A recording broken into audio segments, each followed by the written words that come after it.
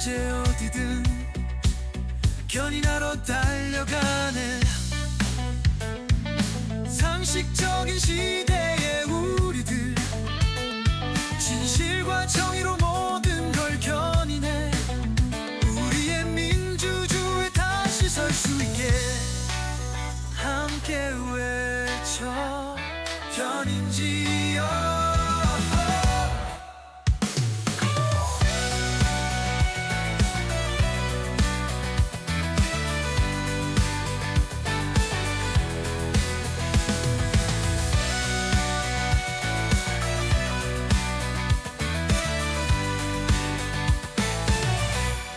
자, 친일 극우 기레기 모두 견인해서 폐차까지 가는 방송. 오늘도 견인지역 힘차게 시동 걸고 가보도록 하겠습니다. 저는 1호차 차주 한진이고요. 자, 2호차 박예슬 톡톡의 채널 운영자 예수님 누나 어서오고. 안녕하십니까 여러분. 정말 우리의 많은 주주분들께서 편한 일상을 보내시도록 해야 하는데 정말 송구한 마음입니다. 아직까지 국민의힘도 폐차가 안 됐는데 가장 큰 문제는 내란이 폐차가 안 됐어요.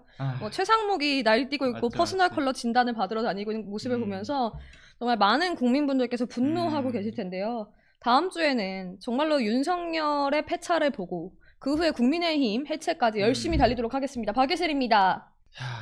참고로 이제 주주가 아니라 민원인. 민원인 맞아요. 민원인 분들도 어서 오십시오. 어서 오십시오. 반갑습니다, 여러분. 네.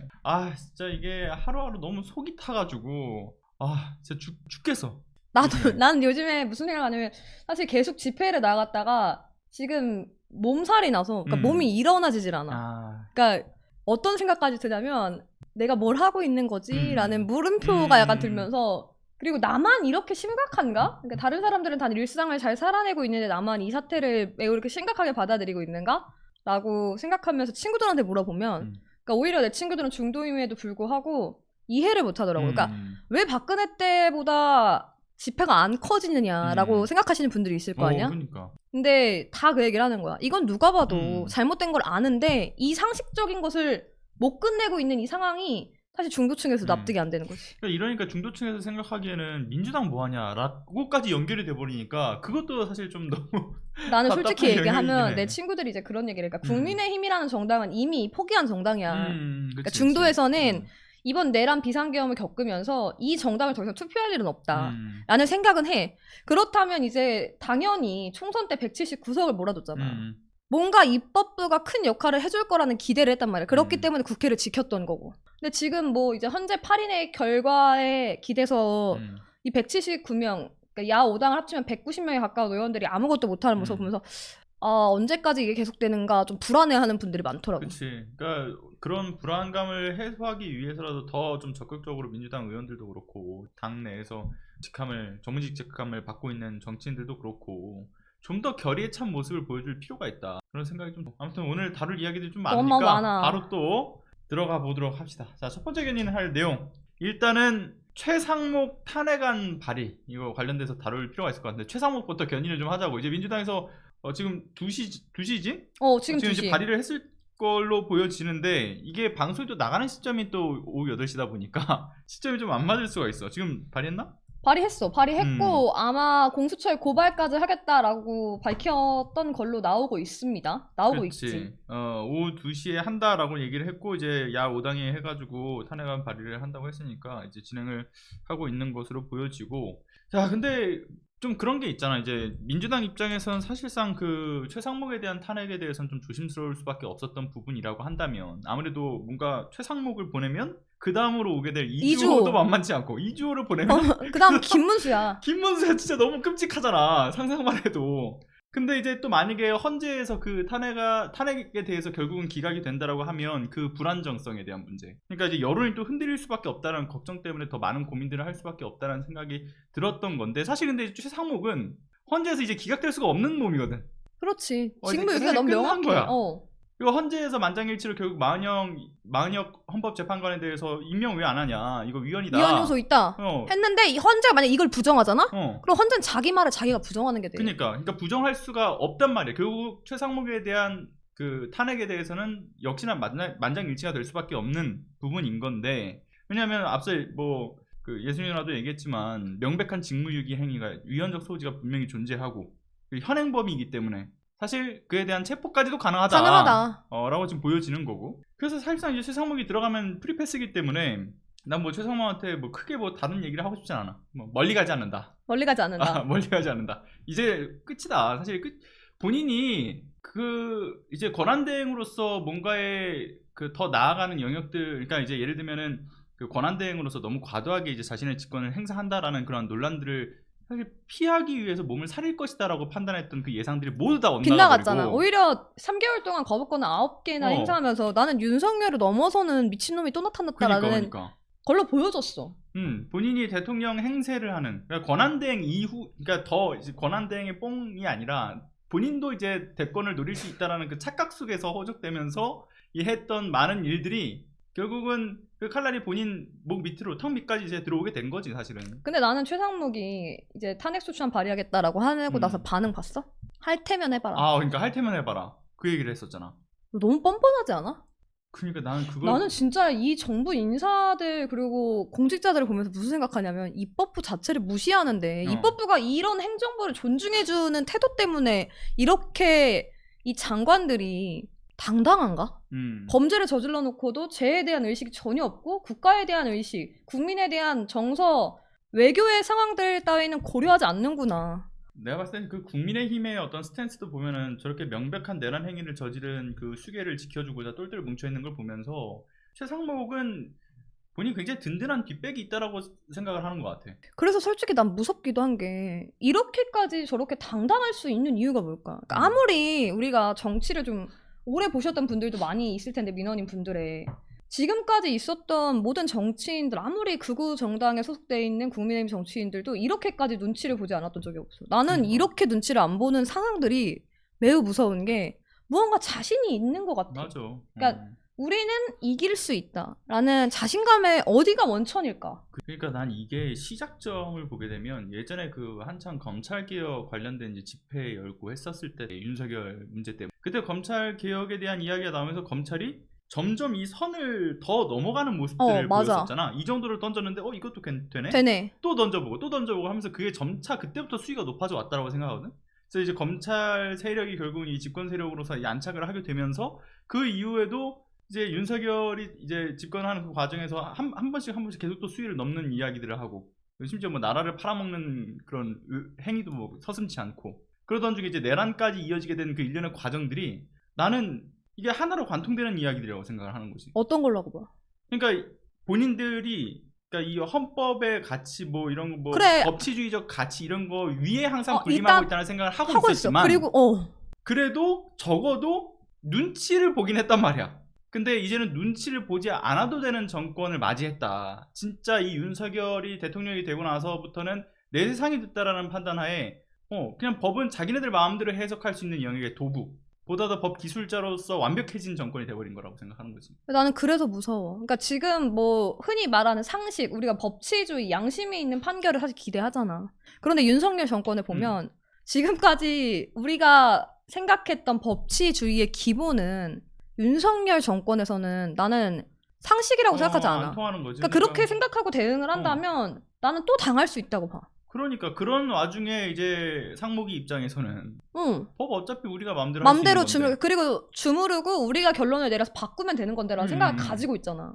그러니까 여전히 저렇게 뻔뻔스럽게 나오는 거라고 생각해. 나는 솔직히 내가 총 탄핵을 하는 게 맞지 않나. 그러니까 내란이 종식이 되지 않고 있기 때문에 과연 최상목만 탄핵한다고 해서 이 상황이 나아지지 않을 거라고 보는데 나는 오히려 장기화되는 게 국민들은 더욱 스트레스를 많이 받을 것이다. 그러니까 민주당은 지금 뭐 국정 안정화 그리고 내각 총사퇴를 시키고 나고 내각 탄핵을 하고 난 이후에 뭐 역풍이 불 것이다 한데 중도는 오히려 비상계엄 이후에 이 내란이 오래 가는 걸 이해를 못해. 그렇지. 근데 이제 뭐 민주당 입장에서는 그렇게 이후에 또 탄핵을 하게 됐을 때 이게 헌재에서 기각이 된다면 그거에 대한 역풍에 대한 두려움이 분명히 있다라는 생각이 드는 건데 그리고 또 한 측면에서는 결국 국민의힘에서 계속 얘기하는 메시지가 뭐야? 이 줄 탄핵으로 인한 국정 마비다. 근데 이번에도 마찬가지로 이 국민을 생각하지 않고 민주당이 정말 마비를 시키려고 한다라고 프레임을 내걸 거란 말이야. 그렇지. 근데 사실은 이미 국정은 마비되어 있는, 그러니까 유고 상태야. 대통령이 유고 상태고 그리고 심지어는 각 그 관계 부처 역시도 유고 상태거든. 근데 최상목이 떨어져 나간다고 해서 그럼 최상목을 대체할 사람이 없는 있고 뭐 그 이후에 뭐 교육부 총리라든가 아니면 저기 뭐야 교육부 장관이라든가 그 이후에 뭐 그 고용노동부 장관 뭐 쭉쭉쭉 있어 뒤에. 쭉쭉 있는데 그 사람들이 또 유고 시에 또 대체를 할 인력이 전혀 없느냐? 또 그것도 아니거든. 그래. 다 있어. 다 존재하니까 사실 이제 국정의 시스템이 문제가 생길 만한 요소라고 하는 거는 너무 과도한 해석이라고 보여지는 거고 그리고 그 한두 사람 빠진다고 해가지고 문제가 생길 거였으면은 애초에 나라가 정상적으로 돌아가지 못했겠지 처음부터. 그럼. 나는 이제 방금 예수님이랑 얘기한 것처럼 전원을 탄핵시키는 것도 우리가 생각은 염두에 둬야 된다 생각을 해. 지금 시기가 이젠 더 이상 어느 정도의 그 지금 상황들을 이제 보고서 판단할 영역을 넘어섰다고. 나도. 아니 지금 봐봐. 누가 봐도 명백하게 전 국민이 다 보고 전 세계가 다 보는데 헌법기관을 무력으로 침탈하려고 헬기를 보냈잖아. 안 보낸 게 아니야. 이 사실이 사람들이 잊었나 본데 보냈어. 그러니까. 헬기 날아들고 총 든 군인이 국회 앞에 정문 뚫고 들어가려고 했어. 본회의장을. 그런데도 불구하고 이게 헌재에서 아직까지 파면 선고가 안 나온다? 나는 헌법재판소를 지금 정상적으로 어떤 국민이 바라보고 있을까? 그렇지. 아니 박근혜 국정농단은 그래 박근혜가 국정을 개인적으로 농단한 거야. 그런 사안에 대해서도 2주, 3주 만에 판결이 나왔어. 근데 명백한 위헌을 저지른 윤석열에 대한 판결이 헌재에서 지금 거의 90일이 넘어 거의 100일 가까이 이제 가고 있는 상황이. 종결이 됐잖아 이제 변론도. 변론 종결되고 4주가 지났는데도 불구하고 안 나온다는 건 이거는 지금 헌법재판소 내부에서 분명히 인용과 기각이 논의가 된다는 거거든? 나는 이게 정상적인 국가인가? 그러니까 이렇게 위헌을 저지르고도 그러니까. 아무렇지 않게 나는 뭐 힘이 있으니까 그래서 바로 이어서 헌재 견인을 또 해보자고. 바로 해야 될 것 같다는 생각이 진짜. 드는데 그러니까 결국은 이번 주 윤석열에 대한 선거를 안 하기로 이제 최종적으로 결정을 한 거고 그렇지. 심지어 얘네들이 지금 편결까지 아예 편결도 안 한 거야. 편결 자체를 아예 안 한 상황이라고 계속 평의가 진행 중이야. 그치 현재 진행이요. 와. 근데 평의조차도 사실상 뭐 거의 지금 중단한 상황이라고 봐야 되는 게 이제 한덕수에 대한 선고를 먼저 한다고 하니까 한덕수 얘기 먼저 할 거 아니야. 뭐 당장 다음 주 월요일날 선고를 한다고 하는데. 근데 나는 가장 납득할 수 없는 게 지난 1월달에 헌재에서 뭐라고 얘기를 했어? 윤석열에 대한 그러니까 파면 선고 제일 맞아. 먼저 논의하겠다. 제일 먼저 최우선 처리하겠다. 그렇게 방침 다 세워놓고서 지금 이게 뭐 하는 짓이냐고. 그러니까 이제 와서 이 가장 중요한 내란 수계에 대한 헌재 선고를 그 떨거지들 선고 때문에 미룬다? 말이 안 되는 거지. 나는 이게 핑계라고 제일 납득할 수 생각해. 없어. 그리고 이미 헌법재판소가 자신들이 한 말을 부정했잖아. 그러니까. 그럼 최소한 헌법재판소에서 설명이 있어야 돼 국민들한테. 아니 어쨌든 헌재도 국민 위에 있는 기관이 아니잖아. 그러니까 말한 것처럼 방침이 바뀌었다 그러면 바뀐 이유에 대해서 구체적으로 국민들께 소상히 설명을 해야 되는 건데 그 설명이 없다라는 것은 본인들도 명분을 세우기가 쉽지 않다라는 거지. 그 이게 얼마나 국민들 입장에서는 진짜 이 뒤통수가 얼얼한 느낌 안 들 수밖에 없는 거 아니야. 이런 지금 헌법재판소 모습을 보면서 일각에선 당연히 그동안은 인용되겠다라는 얘기가 나왔잖아. 이건 뭐 명백하게 모든 법리학자 그리고 헌법연구원들, 헌법학자들이 얼굴 내놓고 나와서 방송에서 하셨던 이야기들이 뭐냐면 이건 뭐 논의할 게 없다. 맞아. 그러니까 8대 0으로 무조건 인용된다였어. 근데 나는 지금 헌법재판소의 선고일 고지가 이렇게까지 미뤄지는 걸 보면서 무슨 생각까지 드냐면 내부에서 인용과 기각이 아직까지도 평의를 하고 있구나. 그러니까 8대 0이 아니어도 나는 상관없거든? 그러니까 빠른 선고를 사실 해주는 게 국가가 안정화되는 길인데 그럼에도 불구하고 이들은 국가 안정화보다는 자신들의 의견이 먼저구나.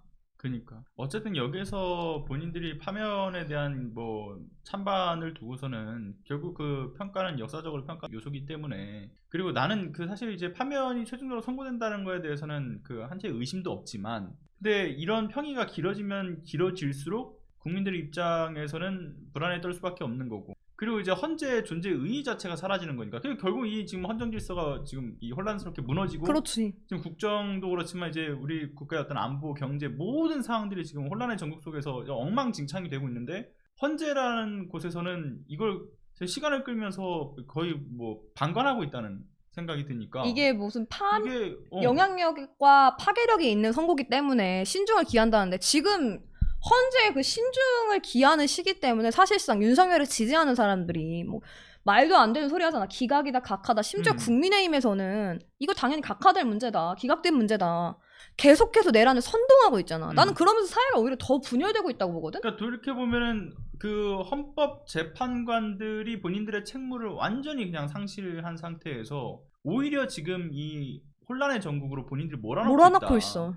헌정 질서를 본인들이 지금 어지럽히고 있다. 나도 그런 생각이 들어. 그리고 나 이제 그런 생각이 드는 거야. 왜 이렇게 평이가 길어질까? 그래서 결국은 우리가 이전에 있었던 사례를 볼 수밖에 없단 말이야. 그 박근혜 탄핵정 때 살펴보면은 지금 이제 인권위원장인 안창호가 그때 헌법재판관이었잖아. 근데 결국 그 안창호 때문에 평이가 그것도 길어졌다라는 얘기가 있었지. 맞아. 근데 그때 당시에 평의를 하고 나서 결국 의견서를 저 수십 장, 거의 한 7, 80여 페이지 넘는 분량을 안창호가 본인이 막 서술을 해가지고 제출을 했단 말이야. 근데 결국은 이 안창호처럼 뭔가 이 자신의 의견서에 담을 내용들 조금 더 뭔가 좀 멋있어 보여야 되고 그럴싸해 보여야 된다라는 그 생각 때문에 이게 길어지나? 그러니까 사실 근데 그 정말 수십 장의 안창호 그 의견서 페이지의 내용들을 뭐 아마 보신 분들도 있을 거고 요약된 걸 보신 분들도 있을 텐데 정말 쓸데없는 얘기를 되게 많았거든. 그래, 말도 안 되는 거 서술하고 그냥 다 판결문에 그러니까 결정문에 쓴 건데 그냥 그 언론에 본인이 한 번이라도 더 노출되고 싶어서 써내려간 의견서였어. 맞아. 그러니까 한 20여 분 동안 혼자 그 의견서 읽는다고 그 시간을 할애했던 거고. 그래서 이번에도 자신들의 그 의견서를 통해서 조금이라도 더 언론에 노출되고 싶어하는 그 욕심에서 비롯되고 있는 건가? 라는 생각마저 들게 만든다. 왜냐면 이제 평의의 내용들이 지금까지 나오지 않고 아무도 있으니까 공개 모르지. 결국 이러한 그 생각을 할 수밖에 없는 거잖아. 뇌피셜을 돌릴 수밖에 없게 만드는 거거든 본인들이. 그리고 내란 행위 이 위헌적 요소에 대해서 결국은 뭐 의견서를 길게 작성할 게 뭐가 있어. 박근혜 때야 뭐 여러 쟁점들이 있다 보니까 길어질 수 있다라고 쳐. 근데 그것조차 그렇게 짧게 끝났는데 이거는 뭐 시간을 끌 이유도 없고 더 다툴 요소도 없잖아. 아니 헌법을 들여다본 많은 상식이 있는 국민들이 봐도 이건 위헌이다라는 걸 명백하게 알잖아. 그럼에도 불구하고 헌법재판소가 이런 간단한 위헌에 대해서도 판결을 못하면 그럼 존재를 왜 해야 되는가에 대해서 국민들은 의구심을 품을 수밖에 없는 상황을 본인들이 자초하고 있어. 그 정도 수준도 이게 판결을 빨리 못 내릴 정도라고 하면 헌법재판을 왜 했냐고. 내 말도 그 말이야. 도대체 뭐 하는 거야? 그러니까 나는 그것도 생각 들어. 이제 우리가 이제 항상 이제 또 뇌피셜을 돌리다 보면 쟤네들이 지금 극우 지지층이 그렇게 두려운가? 라는 생각도 하게 나도. 되잖아. 그러니까 극우 지지층한테 협박당하고 사실 문영배 재판관 집 앞에서는 계속 연일 뭐 욕설을 하면서 가만 안 두겠다. 뭐 자식들까지 뭐 찾아가겠다 이런 협박들을 일삼고 있잖아. 그리고 헌재 앞에서도 만약에 기각이 아닌 인용이 된다면 당신들의 자녀들 그리고 당신들의 앞으로 남은 삶은 대한민국에서 뭐 살지 못하게 하겠다라는 협박성 멘트를 아무 서슴없이 하는 것들로 인해서 압박을 받는가? 며칠 전에 보면 그 전한길도 그 유튜브에 뭐 출연을 해가지고 또 문영배 재판관의 주소를 또 좌표를 찍었다고 하더라고. 그러니까 지속적으로 그렇게 좌표를 찍으면서 위협적으로 이제 보복을 가할 그 사전에 어떤 준비와 실행을 모두 다 지금 하고 있단 말이야. 이런 상황에서 헌법재판관들이 느낄 수 있는 압박감이 분명히 존재할 수는 있다라는 생각이 드는데, 근데 그랬다고 해서 그 한 줌의 극우 지지 세력이 두렵다고 전 국민을 적으로 돌려서는 안 된다. 안 되는 거지. 이걸 얘기하고 싶은 거야. 너무 비상식적인 행동이 용인되는 대한민국이 돼버렸잖아. 그러니까. 나는 이걸 빨리 종식시키는 건 윤석열의 파면이라고 보거든. 그래야지 저들도 더 이상 설칠 명분이 없잖아. 맞아. 그러니까 극우 지지자들도 설칠 명분이 없어. 그리고 경찰들이 예를 들어서 헌법재판소가 파면 선고했는데 그럼에도 불구하고 극우들이 그렇게 행동한다면 당연히 바로 즉시 현행범 체포해서 구속시켜야지. 그래. 어쨌든 이렇게 내란 수괴로서의 파면 선고가 결국은 이뤄지게 된다라고 하면 사실 이거는 헌법재판관들 입장에서도 사실 본인들의 안전을 더 지킬 수 있는 방법일 수도 있거든. 왜냐면 결국은 내란 수괴가 인정됐기 때문에 내란 선동 세력에 대한 처벌까지 이어질 수밖에 없지. 그럼 그렇게 폭력 선동, 내란을 옹호하고 선동했던 이들도 같이 처벌을 받게 되는 것이기 때문에 좀 이제 만약에 혹여나 그걸 두려워서 지금 평의가 길어진다라고 한다면 진짜 두려워할 필요가 없다라는 얘기를 또 해주고 싶고. 아니, 그러니까 진짜 뭐가 됐든 간에 너무 화가 나. 일단은 진짜 너무 열받지 않아? 나는 진짜 너무 화가 나는 게 헌법재판관 8명의 평의 때문에 이 말도 안 되는 위헌 요소를 저지른 내란숙의 윤석열과 그 잔당 세력들이 무언가 대한민국에서 큰 소리를 치고 있는 게 그러니까 비상식이 상식이 돼버리는 것 같아서 좀 그치. 무서울 정도야. 그러니까 내가 이런 표현이 딱 적절하다는 생각이 귀가 썩을 것 같아 요즘에. 그러니까 저런 세력들의 이야기들을 계속 들어야 된다는 게 너무 힘들어. 그러니까 정신적으로 데미지가 너무 커. 그러니까 나 최근에 그 뭐 국회 방송 나가서 이제 국민의힘 패널하고 이제 토론을 한다고 했잖아. 근데 그거 하면서도 느끼는 거지만 진짜 귀가 썩을 것 같아. 어떻게 지금 이 상황에 민노총 얘기가 갑자기 왜 튀어나오며 간첩 얘기를 왜 하고 있으며 부정선거는 또 그 이전에만 해도 저 국민에서 뭐라고 했냐면은 저는 뭐 부정선거 얘기한 적 없는데요 라고 얘기를 하던 사람들인데 지금에 와서는 부정선거가 어쩌고 야 어떻게 그렇게 말이 바뀔 수가 있나. 그러니까 나는 그러니까 어느 정도는 그 이념적으로 다른 것에 대한 거를 좀 인정은 해주자. 뭔 얘기를 하는지 일단 좀 그래도 들어봐야 되잖아. 그래도 그 사람에 대한 존중을 기반으로 해서 토론을 해야 된다고 생각하는데 이건 애초에 토론 자체가 성립될 수 없는 거야. 온갖 음모론만 따다가 그냥 쏟아내고. 그러니까 극우 유튜버에서 떠들던 소리가 국민의힘 정당에서 정치권으로 가지고 와서 이야기를 하잖아. 그런 상황에서 애초에 건설적인 논의가 불가능해. 그러니까 건설적 정치가 불가능한 상황이거든. 나는. 맞아. 그러니까 이 건설적 정치가 불가능한 상황에서 사실 국민의힘과 싸우려면 뭐 저들은 저렇게 하는데 우린 이렇게 하면 안 돼가 아니라 저들보다 더 독하게 싸워야지. 그렇지. 맞아. 자, 아무튼 또 다음 소식 넘어가죠. 세 번째 견인. 자, 이번 견인할 거는 자 단독 신천지 이만희 코로나 구속 전 특별 지시. 대권 주자들에게 접근해라. 그러니까 이게 어떤 건지 좀 내가 설명을 일단 할 필요가 있을 것 같은데 2020년 8월 1일 그때 이제 코로나 팬데믹으로 인해서 한창 이제 정신없던 그 시기잖아. 근데 맞아. 그때 당시에 이만희가 감염병 그 예방법을 위반했지. 그렇지. 신도들을 모았잖아. 맞아, 모았지. 그리고 그 이외에도 뭐 횡령 문제 있었고 업무방해 혐의 그런 구속이 돼. 근데 결과적으로 204일 만에 병보석으로 풀려나잖아. 그때도 정말 충격이었단 말이야. 얘가 왜 풀려나지? 참 납득할 수 없는 그러한 그 움직임에서는 뭔가 보이지 않는 작용했다. 힘이 작용을 했다라고 볼 수밖에 없는 거지. 맞아. 그렇게 생각을 했는데 그리고 나서 22년 8월에 들어서선 결국 대법원에서 또 최종 무죄 판결을 받아. 그래서 이 뒤편에서의 힘이 작용했던 것 그리고 그 안에서 분명히 거래가 있었을 것이다라고 하는 어떤 우리 합리적인 추론을 할 수밖에 없었는데 그때 당시에도 근데 그 거래 대상이 윤석열일 가능성이 매우 농후한 흐름들 이 흐름들에 대해서 견인을 해볼 필요가 있다. 이번에 나온 내용들까지 종합을 해서 그러니까 이번에 이제 확인된 사실에 따르게 되면 당시 그 신천지 관계자는 물론이고 이만희 본인까지 이 구속될 상황에 이게 처해지니까 그때 이제 고위 간부한테 지시를 했던 이만희의 녹취가 떴어. 이만희 목소리 들어간 직접 육성이 들어간 육성이 들어간 녹취가 뜬 거야. 어떤 거냐면 이만희가 이런 얘기를 해. 지금 신천지가 손잡고 있는 사회단체들이 지금 몇백 개인데 대권 앞두고 정치인들이 멍청한 짓을 한다. 그러니까 우리가 이 정도 모아줄 수 있는 표를 가지고 있는 그런 곳이다라는 것을 좀 어필할 필요가 있다는 취지로 그걸 이제 얘기를 하는 거야. 고위 간부한테. 그러니까 만나가지고 좀 얘기하고 회의 와라. 같은 거지. 그러면서 파견하는 거지. 맞아. 갔다 와라. 만나고 와라. 만나고 와라. 어떤 식으로든 이제 일단 우리가 이 정도의 힘을 가진 파워를 가졌으니까 그걸 잘 설명하고 와라. 멍청한 짓들 못하게. 이만희의 그런 지시가 있었던 거야. 근데 여기서 중요한 포인트를 몇 가지 분리를 해서 봐야 되는데 먼저 첫 번째는 뭐냐면 녹취에서도 나오지만 이만희가 특히 여성 그룹만 해도 손잡은 단체가 상당하다 이런 걸 얘기를 해. 여성 그룹. 그래서 이 신천지 고위 간부였던 사람이 그걸 뭐라고 얘기를 하냐면 이게 근우회가 주축이 되어 있다라는 얘기를 하는 거지. 그러니까 이게 근우회가 어떤 곳인지를 모르는 분들도 분명히 있을 거라고 나도 사실 생각을 해. 잘 몰라. 1927년에 조직되었던 독립운동 및 여성운동 단체인데 해당 조직의 활동과 어떤 역사에 대한 거를 난 폄훼하려고 하는 것은 아니야. 폄훼하려고 하는 건 아닌데 하필 창립 멤버 중에 김환란, 유각경, 유영준 얘네들은 여성 인권을 정말 무참히 짓밟고 일제 앞잡이 노릇을 했던 이 친일 반민족 행위자잖아. 맞지. 그 친일 반민족 행위자로 변절되었던 자들이 주축으로도 있었다.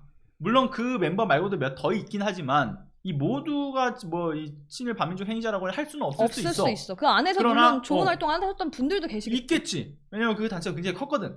근데 이런 주축에 이제 김환란 앞서 얘기했던 것처럼 뭐 유각경, 유영준 등은 실제로 그렇게 변절했던 이들이고 그리고 이 근우회가 결국은 일제 탄압 을 받고 그 안에서 뭐 내부 분열과 자금 문제로 인해서 결국은 1931년에 해체가 돼. 근데 이걸 계승하겠다라고 해서 근우회가 지금도 다시 운영 중이란 말이야. 그때 해체됐던 게 언제 다시 부활했는지 나도 몰라. 찾아보니까 안 나오더라고. 근데 이렇게 부활한 근우회가 실제로 그 근우회의 어떤 연속적인 조직인지조차 나는 의문인데, 여기에 회장으로 있는 이희자라는 사람을 잘 봐야 되는 거지. 20대 대선에서 윤석열을 공개적으로 지지를 해. 이 이희자 회장이. 이희자 회장이? 근우회 회장이지. 회장인데 이 사람이 지지를 하고, 나는 이걸 신천지의 개입이라고 봐야 된다고 생각하는 부분이 뭐냐면, 앞서 이만희의 녹취와 신천지 간부의 폭로 내용도 그렇지만 실제로 이 이희자 회장이 2019년에 신천지 교인으로 입교를 해. 2019년에 입교를 했고. 입교를 해. 입교를 하는데 그러고서는 근우회라는 조직력을 통해서 단숨에 그 이만희의 최측근으로서 자리를 잡았다라는 그렇지. 거야. 왜냐면 힘이 있잖아. 그러니까 당연히 이만희 입장에서도 이렇게 조직력이 있고 힘이 있고 어쨌든 간에 사람을 움직이는 게 사이비 그러니까. 이단도 중요하거든. 맞아.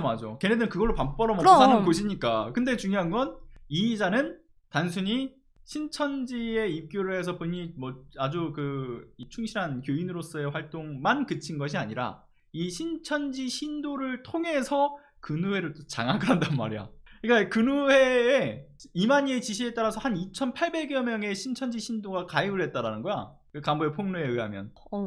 근데 이게 어디서 도는 찌라시가 아니라 진짜 이 신천지를 탈퇴한 고위 간부들이 굉장히 많거든. 그렇지, 꽤 있겠지. 그들이 줄곧 폭로해왔던 일관된 그 폭로 안에서 다뤄지는 이야기들인 거고, 그리고 게다가 이제 이희자 회장이 그 근우회 96주년 행사라고 해서 행사를 열 때도 그 신천지를 떠오르게 하는 그런 발언들을 한단 말이야. 예를 들면 뭐 새로운 땅, 새로운 하늘, 새로운 문화, 이러면 막 새로운 뭐 이러고 하면서 그 신천지가 강조해왔던 새로운 땅과 새로운 하늘인가 하면 그거를 이제 강조를 하는 거지. 그래서 신천지와 관련된 연관성을 증폭시켰던 거야, 그 의혹을. 본인 스스로도 그걸 만들었어. 실제로 교인으로 입교도 하기도 했었고. 그렇지. 그런데 그 근우회 96주년 행사라고 해서 열었던 행사에 국민의힘 정치인들도 축사를 하지. 그리고 그때 이제 용산 대통령실에서도 축전을 보내지. 대놓고 그냥 자기네들 무대였던 거야. 대놓고 한 거네, 그냥 말 그대로. 그런데 이게 단순한 어떤 근우회라는 거대 조직에 뭐 용산 대통령실 그리고 국민의힘 정치인들이 그냥 뭐 축전 보낸 게 되지 뭐가 문제냐 이렇게 생각할 수도 있어. 근데 그렇게 생각할 수는 있는데, 난 여기서 굉장한 좀 그 흐름들이 있다라고 보는 게 뭐냐면, 두 번째 포인트, 윤석열과 이만희의 관계잖아, 사실은. 맞아. 나 예전에 그 썸네일에 만희 사랑한 죄라고 해가지고 한번 컨텐츠를 올린 적이 있었는데, 그때도 내가 굉장히 난 이 윤석열과 신천지의 관계에 대해서 오랫동안 주목을 하면서 내가 이걸 다뤄왔었거든. 실제로 취재도 많이 해왔고. 근데 윤석열이 검찰총장일 때 보면 그 이만희의 횡령과 그 방해활동 방해에 대한 그 위법 행위에 대해서 그 검찰의 압수수색이 못 들어가게, 사실상 골든타임을 놓치게 하는 데 있어가지고 주요한 역할을 하잖아. 그때 기억하겠지만 예슬이 누나도 그 추미애 법무장관이 지시를 하기까지 했는데 그 지시를 항명을 해. 그렇지. 윤석열은 그렇게 했었지. 그러면서 결국은 골든타임을 넘겼는데, 그리고 또 하나 기억나는 일화가 하나 더 있는 게 건진법사 있잖아. 그 윤석열과 아주 친근하게 함께했던 그 무속인 선생님이라고 부르는 건진법사 전성배한테 윤석열이 물어봤다는 얘기도 있어. 이 이만희 어떻게 해야 되냐 하니까 건진법사가 이만희도 하나의 영매다, 그러니까 부드럽게 넘겨라, 그렇게 얘기를 하고 나서 윤석열이 그 이야기를 듣고 나서 이걸 이제 이만희를 이제 아주 부드럽게 넘겨서 풀어줬다라는 그런 얘기도 있어. 그래서 이만희가 이걸 갚기 위해서 대선 경선 과정에 개입을 해가지고 윤석열을 지원했다라는 얘기도 굉장히 많이 돌았던 이야기들이 있고, 그 이만희의 최측근 간부가 또 이것도 폭로를 하기도 했어. 했잖아. 윤석열 지원했다 이걸. 그리고 윤석열과 이만희가 직접 서로 통화했다라는 걸 들었다는 사람도 있고. 근데 여기서 신천지의 2인자였던 고동환 총무가 폭로했던 것도 연결이 되거든. 그때 그러니까 그 고동환 총무가 내가 앞서 얘기했던 것처럼 윤석열하고 이만희 전화 통화하는 거 잡았다, 이 얘기를 들었다는 거지. 그걸 시인을 했어 이미. 그리고 잠깐만, 전화 통화를 했던 걸 고동환 총무가 들었는데 약간 헷갈리는데, 그 확실한 거는 고동환 총무가 이만희를 그 빼내기 위해서 판검사들에게 로비를 했다라는 건 정확하게 시인을 해. 정확히 알고 있는 거네. 정확하게 알고 있는 거야. 어떤 이들한테 로비를 했는지도 알 거야. 왜냐면 이만희의 지시를 받고 고동환 총무가 움직였으니까. 그리고 공교롭게도 이런 신천지의 개입과 이후에 신천지에 먹혀버린 근우회 이희자 회장이 대선 때 윤석열을 공개적으로 지지 선언을 하고, 그리고 윤석열 정부에 들어서서 어떤 일이 있냐, 보훈부에서 선정한 그 독립운동에 근우회가 창립했던 5월달을 넣어버려. 묘하다. 그치, 묘하지. 근우회 갑자기 튀어나와. 그러니까 해체됐었던 조직이 갑자기 윤석열의 대선 직전이잖아. 사실 검찰총장 시절에 만들어지고 조직이 되고 윤석열 지지하는 세력으로 들어가면서 그리고 뭔가 보훈을 받은 것처럼 보훈부에서 5월에 지정을 한다? 정확하게 얘기해서는 근우회라고 하는 조직이 언제 만들어지는지는 명확하지 않아. 왜냐면 내가 이희자라는 사람을 좀 아는데 어쨌든 간에 그때도 내가 알기로는 근우회 회장 어쩌고 얘기를 들었던 것 같아. 2017년? 아 그래? 그때도 그런 얘기는 들었던 것 같은데 다만 이 근우회가 변절되던 시점이 이희자를 통해서 신천지에 물들면서 변해진 건지 아니면 그 이전에도 변절이 됐던 건지는 모르겠으나 근데 중요한 건 이희자라는 사람이 국민의힘과는 굉장히 깊은 밀접한 연관이 있구나. 있다. 이거는 확실하다라는 걸 일단 말할 수 있을 것 같고 아무튼 간에 그 이만희의 신천지가 조직적으로 불법적으로 특정 후보를 지지하고 이제 했다라는 것은 굉장히 유명하잖아. 그래서 그렇지. 2002년 대선 때도 지원했고 2006년, 2007년, 2010년, 2012년 그 선거에도 국민의힘의 전신이던 새누리당 뭐 한나라당 지원을 해왔거든. 그래서 반사회적 집단이라고 하는 본인들의 그 꼬리표를 떼보려고 부단히 정치권에 로비를 한 거지. 어떻게든 접촉을 해서 우리도 뭔가 정상적인 종교로 인정을 받자라는 생각을 했구나. 맞아. 그래서 여야 모두 가리지 않고 이거를 러브콜을 보내는데 그걸 주로 받았던 것은 국민의힘이다. 그래서 정치권에서 신천지 교인들이 문제는 비서관도 하고 보좌진도 들어와 있다는 거야. 그래서 청년위원회 막 하면서 조직해서 본인들이 막 킹메이커다 이런 걸 공공연하게 말하고 다닌다라고 하는 거고. 그러니까 계속해서 이렇게 신천지 출신의 고위 간부들의 폭로로 드러나는 사안이고 이 취재 몇 번 하면 다 나오는 이야기거든. 사실 노컷뉴스에서 최근에 CBS에서 나왔었잖아. 맞아. 이인자 폭로, 윤석열을 공개적으로 지지했다 그리고 20대 대선에 개입했다라는 증거들 나오고 있잖아. 맞아. 그래서 나는 걱정인 게 최근에 뭐 저 내란 세력들 중에서 뭐 친일 세력도 한 몸이다, 뭐 아니면 우리나라 극우 세력과 손잡은 것도 문제다, 뭐 정광훈과 같은 사이비 종교 세력과 이게 함께하는 것도 문제다 이런 얘기를 하는데 여기서 우리가 사실 가장 크게 우려해야 되는 집단은 나는 진짜 이 사회를 암약해왔던 지금 온갖 곳곳에 뿌리내리고 있는 저 신천지 세력이 가장 큰 문제라고 생각해. 왜냐면 진짜 이 정치권과 시민사회에서 이 심각하게 받아들이고 청산해야 되는 세력 우리 신천지를 올려 세워야 된다고 봐. 우리가 진짜 이 경각심을 가져야 된다고 생각을 해. 아니 나도 이제 최근에 보는 건데 이 신천지 포교 방식을 알아 혹시? 너무 지저분한 것도 많고 많아. 근데 나는 요즘 최근에 국민의힘 의원들이 좀 스탠스가 바뀌었잖아. 특히나 내란 선동을 하는 그 과정들 젊은 친구들 되게 많아졌거든. 근데 내가 느낀 건 신천지 포교 활동과 좀 비슷하게 가지 않나. 흐름이. 맞아. 그렇게 나도 느껴지긴 해. 이게 좀 묘하게 흘러가는 느낌이 있어. 진짜 이게 예전에는 그런 거 있었잖아. 이만희를 중심으로 해서 만들어진 세력이다 보니까 이만희 욕할 수는 없어. 근데 신천지의 포교 활동 중에는 수단과 방법을 가리지 말라. 이게 있단 말이야. 그러니까 이제는 예전에 그런 거 있잖아. 너 이만희 개새끼 해봐 이렇게 이런 얘기를 하잖아. 근데 아무도 그 얘기를 못 하는데 아니다. 이제 그 포교 활동이 전면적으로 바뀌게 되면서 이만희 개새끼 하고도 포교 활동을 할 수 있다. 그렇지. 그러니까 신천지에 끌어들일 수만 있다면 그 정도는 선의의 거짓말이라고 생각하는 거지. 약간 그런 식으로 한다라는 거지. 그러니까 너무 충격적인 거야. 무섭다 진짜. 근데 아무튼 신천지도 신천지지만 근우의 얘기가 나와서 말인데 사실 그 어디서 다루지 못한 이야기를 내가 할 수 있을 것 같아가지고. 그래 이희자 여자 회장과 만난 적이 있다고 했잖아. 그래 이희자라는 사람 내가 얼굴 보니까 어디서 많이 본 거야. 되게 익숙해 사람이. 그래서 내가 이희자가 나왔던 영상들까지 보면서 기억이 난 거야. 목소리를 듣고 그 사람의 어떤 말투가 좀 독특하거든. 일반적이진 않아. 어때? 그러니까 어떻게 표현하긴 참 어려운데 그 이자만의 말투와 특유의 말투가 있구나. 이게 있어. 근데 내가 보니까 한 2016년부터 해가지고 여러 곳을 취재하면서 내가 세상에 저 사람을 한 최소 2번에서 3번 봤더라고. 많이 봤네. 꽤 많이 봤어. 심지어 내가 기억을 더듬으면서 왠지 연락처도 교환했던 것 같은 거야. 그래서 내가 핸드폰을 딱 열어봤는데 연락처도 세상에 있네. 전화 한번 해보자 그랬어. 전화 한번 해볼까, 취재를 한번 해볼까 생각이 들어. 근데 그러니까 이제 진짜 무슨 퍼즐 조각 맞춰지듯이 기억들이 하나로 이제 모여지게 된 건데 일단은 내가 한 2016년 18년 그 사이에 민주당 청년 패널 뭐 그 당시 이제 자유한국당, 바른미래당, 정의당 이제 청년 패널들을 데리고서 토론을 하는 그 방송을 한번 했었단 말이야. 그 이제 뭐 그 인터넷 플랫폼에서 공식적으로 이제 지원해주는 그런 방송이다 보니까 내가 했었는데 그때 뭐 역시나 내 정치적 노선은 민주당이었지만 하지만 사회를 어쨌든 보고 있으니까 중립을 가지고 보는 기치를 가지고 있어야 되잖아. 그러니까 사회는만 그렇게 본 거지. 그렇지. 근데 이제 각 당에서 자꾸 초대가 되는 거야.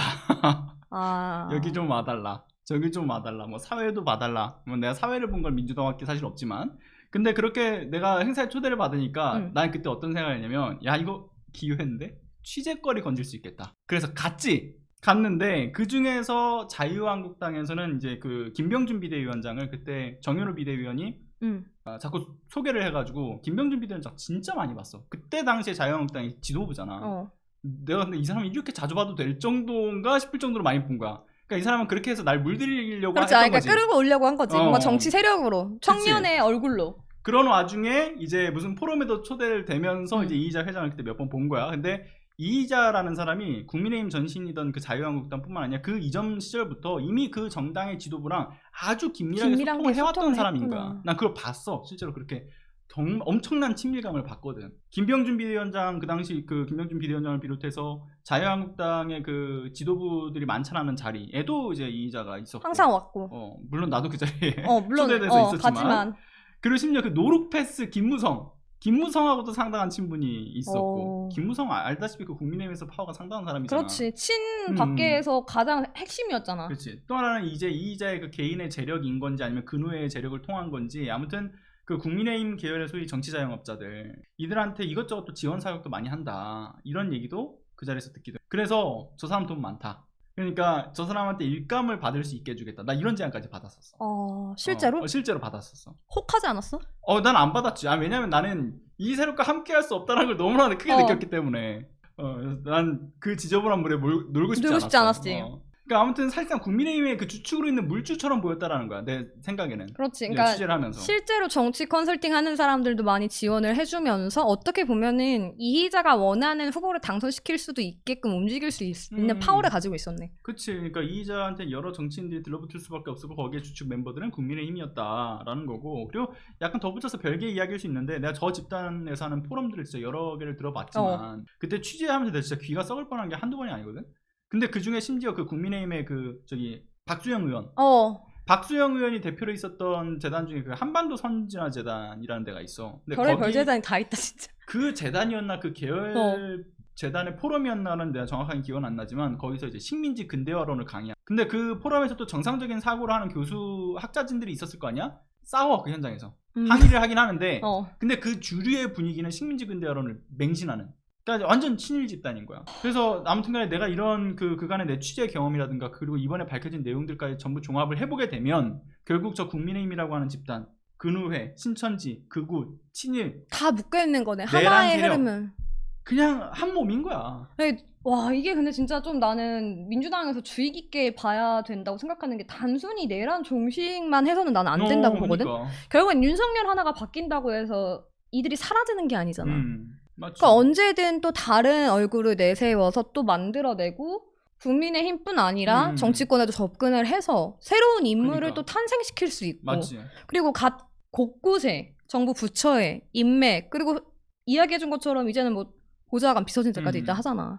누군가의 생각을 흐리게도 만들 수 있는 거잖아. 그러니까 윤석열이 사회 곳곳에 안착해 있는 이라고 하는 그 표현은 사실 자기네들에 대한 소개였던 거야, 그것도. 그렇네. 근데 이걸 어떡해, 그러면 척결을 해야 되지? 그러니까 말 그대로 이게 흔히 말하는 윤석열의 척결이란 표현이 맞잖아. 왜냐하면 매국 친일 세력들이 우리 사회 곳곳에 암약을 해서, 문제는 그들이 그들만의 생각을 가지고 우리 대한민국 살아가면 이야기하지 않지만 우리 사회를 혼란하게 만들잖아. 그치.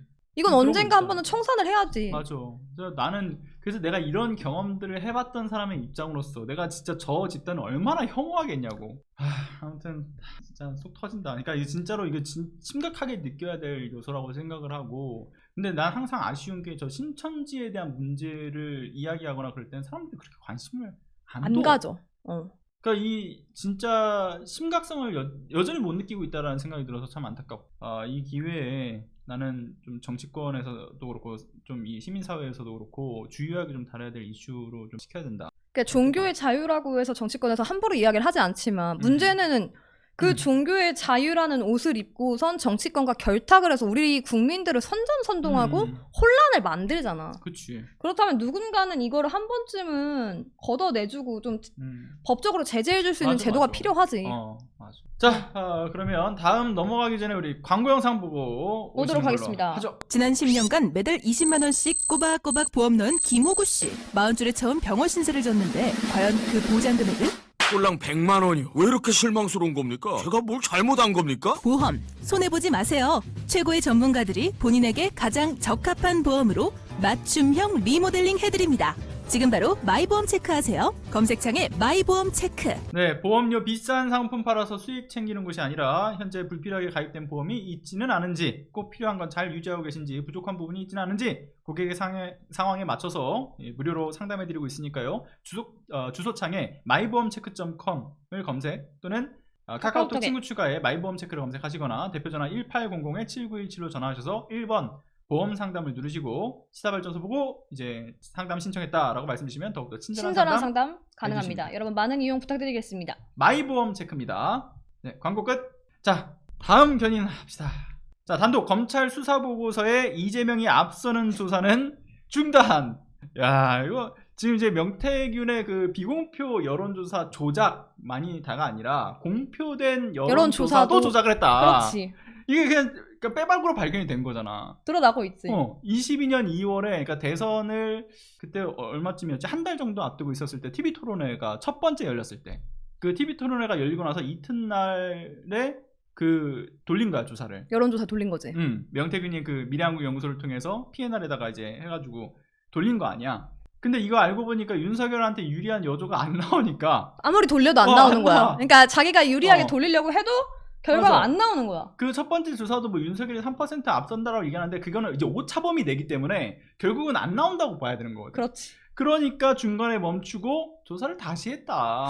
근데 조사를 다시 한 것뿐만 아니라 중단했던 것까지 합쳐서 중단했던 그 표지까지 합쳐가지고 6.3%포인트가 앞서게 했다라는 거잖아 지금. 아 근데 진짜 나 이런 얘기를 표현을 잘 내가 안 쓰는데 쟤네는 정말 짜친다.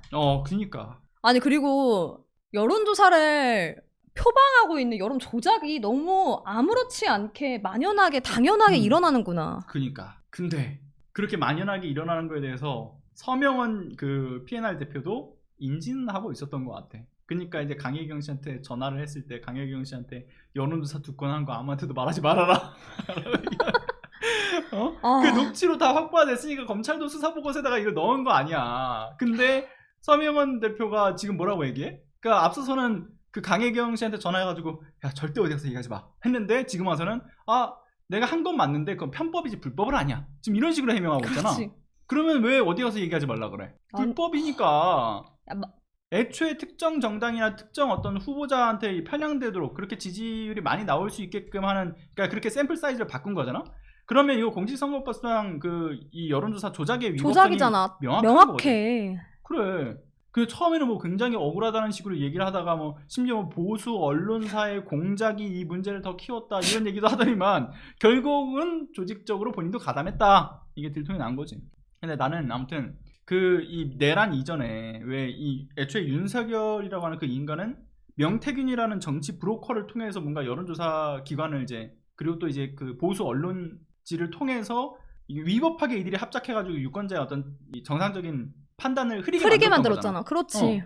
그러면 이건 사실상 당선 무효형에 해당하는 중대범죄에 이미 속해져 있었던 거란 말이야. 그럼 애초에 정당하게 뽑힌 대통령도 아니었던 거고 이렇게 불법 위에 선출된 권력이 법이고 헌정질서고 이게 눈에 뵈는 게 있겠냐고. 아니 그러니까 이거야. 이미 대선 때부터 경험을 해봤잖아. 그러니까 나는 무서운 게 뭐냐면 윤석열의 당선 무효 자체를 해야 된다는 거야. 그러니까 대통령으로서의 파면이 아니라 얘는 당선이 되는 과정에서 윤석열은 이미 불법과 국민들과 유권자들의 선택을 혼란하게 만드는 조작들을 해왔어. 그러니까 그치. 그게 먹혀 들어간다는 걸 너무 잘하는 거야. 맞아. 그러니까 내가 뭘 해야지 국민들을 속일 수 있을까?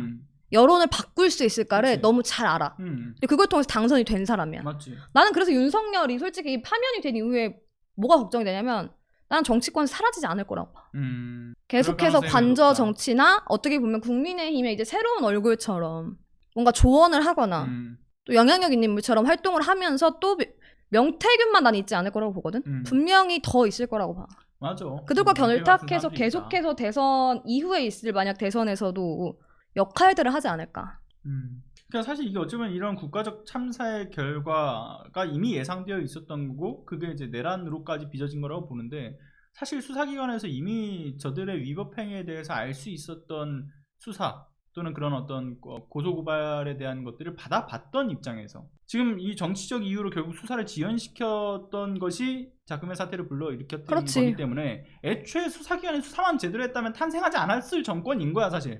맞지. 그러니까 그것도 너무 화가 나는 거지. 검찰도 명태균에 대한 부분을 지금 와서 하고 있잖아. 뭔가 급급하게 하는 것처럼. 근데 확인된 바로는 이미 검찰 보고서가 지난해 6월부터 올라와서 얘네는 그래, 알고 있었어. 있었다니까.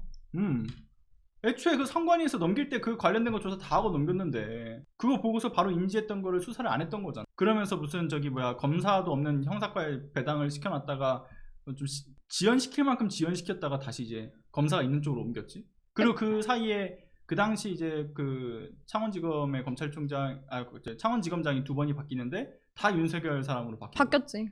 화가 난다 화가 나. 아니 그러니까 되게 무서운 게 뭐냐면 나는 이런 사람들이 어쨌든 간에 윤석열만 파면된다고 해서 이 사람들 바뀌지 않거든. 그래 맞아. 이 사람들 바뀌지 않아. 다 있어 그대로. 맞아. 그러니까 이게 제도적으로 안전장치를 만들어 놓지 않는 한 바뀌지 않는다라고 보고, 그리고 이 윤석열이 파면된다고 해서 저 검찰 세력의 소위 어떤 그 반발 이런 것들, 그러니까 앞으로 이제 계속 대항하는 그 모습들은 앞으로도 지속될 거라고 봐. 나도 봐. 특히 민주정부 출범하고 난 이후에 저 검찰 캐비넷 더 활짝 열릴 거라고 보고. 그래서 나는 솔직히 얘기해서 지금 윤석열 파면뿐만 아니라 이제 향후에 예를 들어 민주 정권이 탄생하면 어떻게 이러한 말도 안 되는 사실 수사기관은 수사를 해야 되는 게 맞는 거고 그치. 수사를 지연시켜서는 안 되잖아요 의도적으로. 이런 부분에 대해서 어떻게 이걸 법적인 제도로 막을 수 있을 것인가를 좀 고민을 해봐야 되는 시점도 오고 있다고 봐. 맞아. 나는 근데 그래서 이 민주당 의원들도 그 검찰 캐비넷이 열릴 거에 대한 두려움이 분명히 있겠지. 그러나 죽는다는 각오로 임해야 된다. 진짜 이 나라를 바꾸려면. 그러니까 사실은 좀 무서운 게 뭐냐면 윤석열 파면이 돼도 곳곳에 있는 기관에 윤석열을 도왔던 사람들 그대로이란 말이야. 맞아. 그들이 과연 나는 이제 조기 대선을 앞두고 또 한 번의 여론을 조작하거나 여론을 선동하거나 우리가 그동안 윤석열의 당선 과정을 봐왔지만 얼마든지 이용할 수 있단 말이야. 가능성 충분하다고 보고, 그렇기 때문에 지금 사실상 윤석열하고 이제 탄주 이게 섞어 마시면서 술 잘 마시네? 너 잠깐 약간 이런 식으로 뭉쳐져 있던 사람들이잖아. 그러니까 이들 그런 장관들이 뽑히고 그런 장관들이 또 자기의 어떤 수족들로 뽑아놓은 그런 이 행정부가 정상적으로 운영될 리 만무한 거고, 그가 검찰총장인 때 또 안 그랬겠냐고. 그렇지. 그렇기 때문에 나는 진짜 저들이 운명 공동체라는 하나의 그 마음으로 뭉쳐 있기 때문에 최상목도 겁 안 내는 거라고 보고, 다른 사람도 마찬가지라고. 막 민주당에서는 그렇게 생각하잖아. 윤석열이 파면되고 나면 이 내란은 종식될 거다라고 바라보시는 분들 많은데 나는 그렇지 않다고 보거든. 헤드일 뿐이야.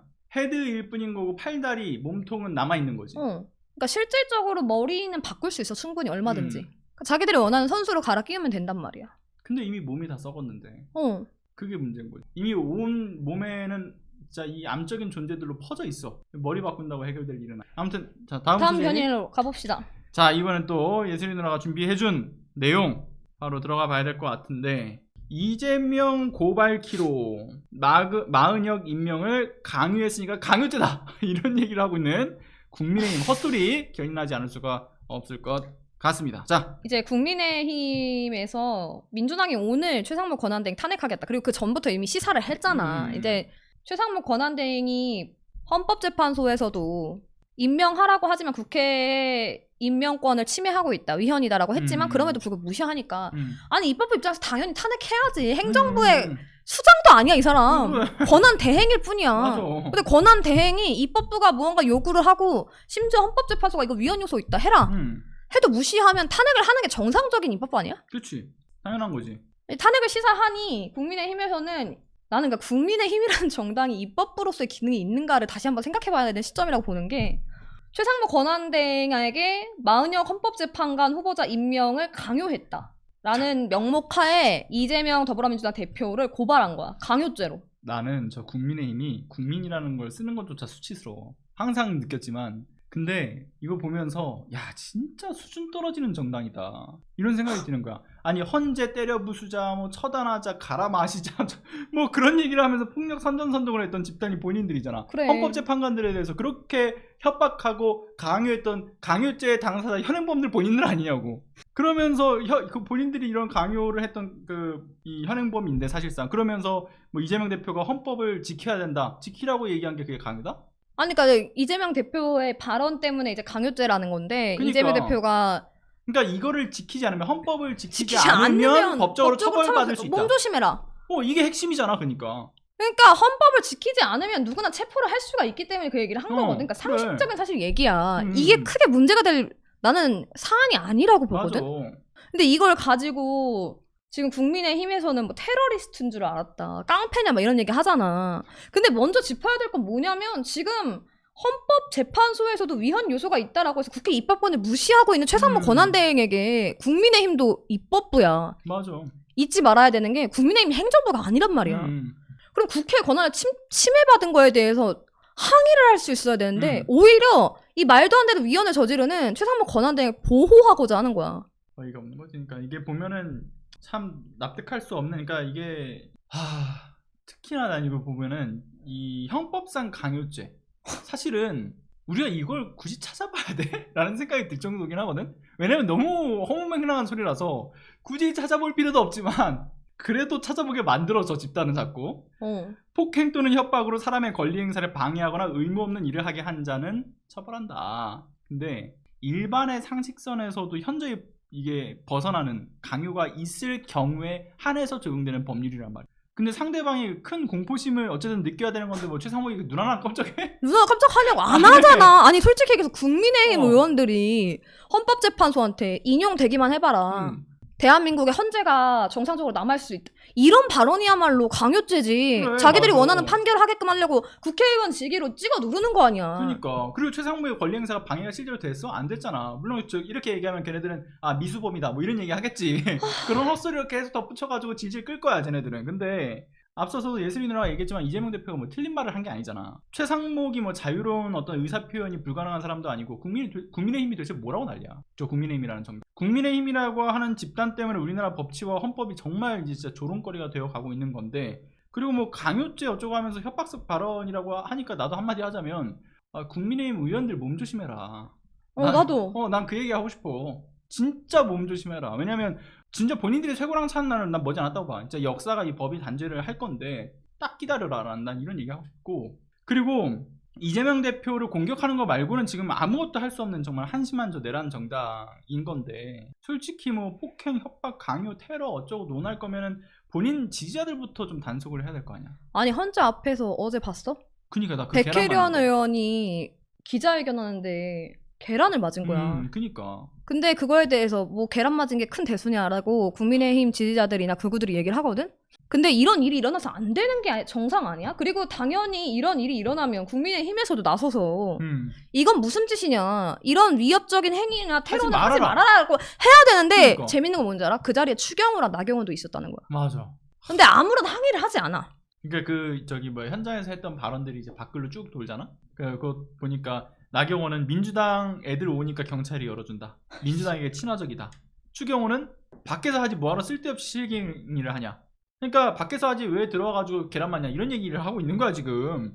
아니 진짜 앞서 예슬이 누나가 얘기했지만 저 폭력 행위에 대한 문제에 대해서 단속은 하지 못할 망정 오히려 적극적으로 그게 뭐가 문제인데 라는 식으로 얘기하는 거. 그리고 백혜련 의원 계란 맞는 거 다들 뭐 민원인분들도 보셨겠지만 눈가 근처에 맞았단 말이야. 잘못하면 실명할 수도 있었던 거고, 그리고 꼭 실명을 하지 않더라도 저 계란을 던져서 맞춘 행위 자체가 폭력 행위인 거고. 그럼 아니 그리고 그런 폭력이 용인되는 게 비정상적인 정치잖아. 그러니까. 근데 이걸 아무렇지 않게 자기 지지자들이 하면 다 되는 거야. 그러니까 사실 서부지법 폭도들 이후에 지금 뭐 헌법재판소를 불지르겠다라고 하면서 헌법재판도 도면이 유출되는 사태도 벌어졌잖아. 그러니까. 나는 이걸 말이 안 되는 지금 일이거든. 유발하고 있는 게 누구냐면 국민의힘이라고 봐. 아니 어떻게 헌법기관에서의 그 설계 도면이 이게 유출될 수가 있어. 그러니까 이게 말이 돼? 말이 안 되는 일인 거지 진짜. 난 이 유출 경로도 사실은 의심스러운 게 이거 아무나 못 가지고 있거든? 그치. 도면? 근데 이게 유출이 된 것도 경위를 난 철저하게 조사해야 된다고 봐. 조사해야 될 필요가 있다. 거슬러 올라가면은 저 내란 세력을 돕고 있는 아주 든든한 뒷배, 내란의 힘일 가능성이 매우 농후하게 우리가 추론할 수밖에 없는 거지. 그걸 설계도면을 빼낼 수 있는 권한을 가진 사람이 없으니까. 아니, 일반적인 그러니까 지지자들 뭐 극우 지금 유튜버들 뭐- 빼낼 거야? 뭐 할 거야? 그러니까 아니 그런 사람들 어떻게 가지고 있냐고.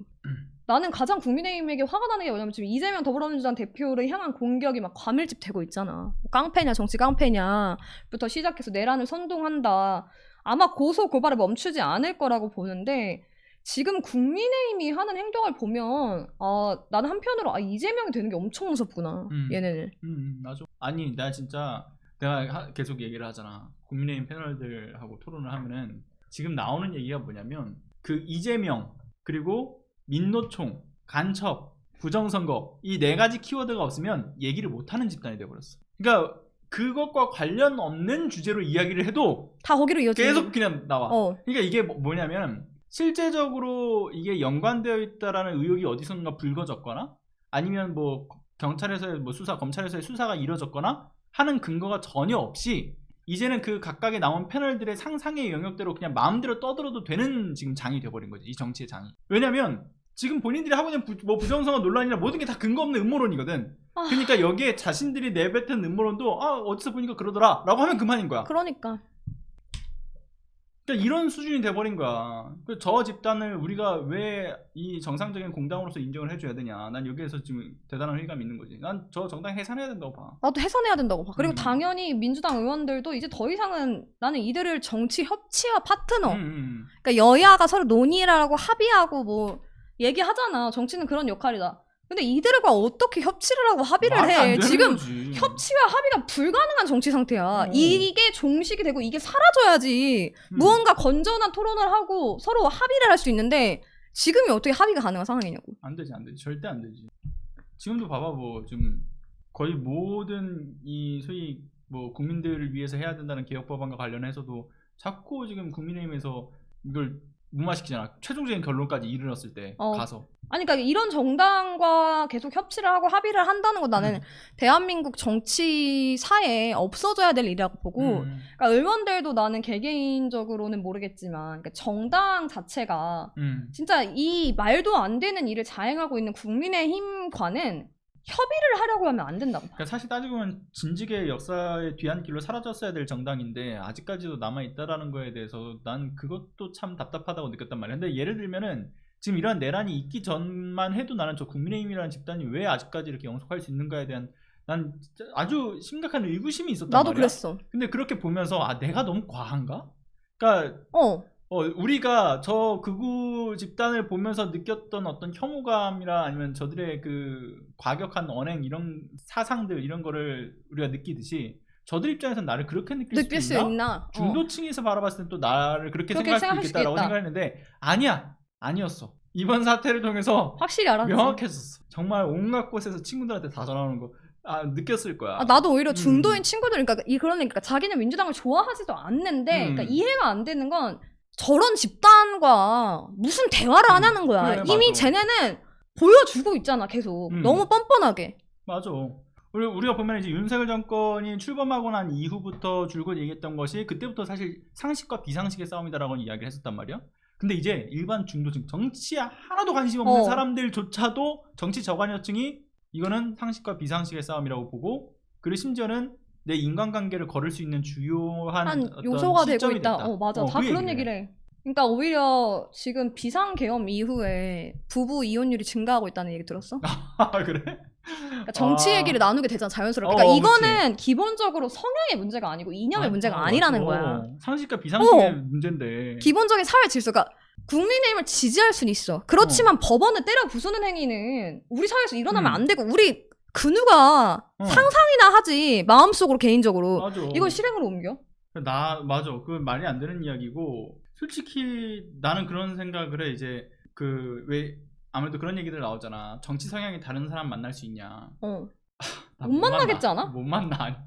진짜 상식과 비상식인데 비상식적인 사람 못 만나다 이런 생각이 드는 거야. 그러니까 진짜 단순히 진보적 이념과 보수적 이념 우리가 진짜 건강하게 생각하는 그 이론적인 부분에서의 그 이념이라고 한다라고 하면 다름을 이해하고 존중할 수 있지. 존중할 수 있어. 근데 이건 상식과 비상식의 문제라니까. 이건 이념이 관계가 없는 거니까. 그러니까 지금 이 상황을 나는 이념으로 바라보는 사람들이 많지 않다고 봐. 어.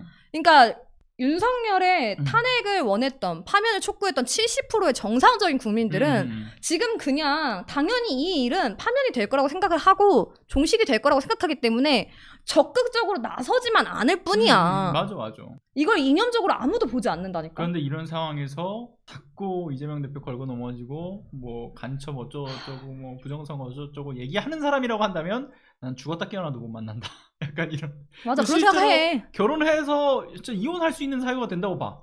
난 이거 가정법원에서 인정해줘야 된다고 생각해. 진짜로 진심으로. 그리고 나는 여기서 좀 하고 싶은 얘기가 뭐냐면 저들은 저렇게 싸우잖아 어쨌든 간에. 그러니까 쟤네 지지자들이 원하는 거를 최선을 다해서 해주잖아. 나는 이 부분에서 이제 어쨌든 제1야당이자 거대 야당이 해야 될 역할은 70%의 상식을 가진 국민들이 원하는 싸움을 해줘야 돼. 맞아. 그러니까 저들이 저렇게 한다고 우리는 이렇게 하면 안 돼가 아니라 그럼 70%의 국민이 원하는 거를 해줘야지. 맞지. 그게 대중정당으로 사실 가는 길이거든. 맞지. 그러니까 좀 더 요약해서 얘기하면 선비지 그만해라. 그렇지. 아니, 그러니까 무슨 헌재를 압박하지 말자. 사실 그것 때문에 그동안 헌법재판소 앞에 안 갔다고 했잖아. 그러니까 그런 얘기 들었어. 이제 어제부터 가는 걸로 알고 있거든? 근데 진작에 했어야 돼, 사실. 진작에 사실 헌재로 갔어야지. 아니, 헌법재판소를 압박하는 게 아니라 70%의 파면을 원하는 사람들은 이걸 빨리 신속하게 종식하길 원해. 그리고 그게 정치의 책임이자 이유야. 그치. 그거에 대해서 모든 수단과 방법을 가리지 말아야지. 맞지.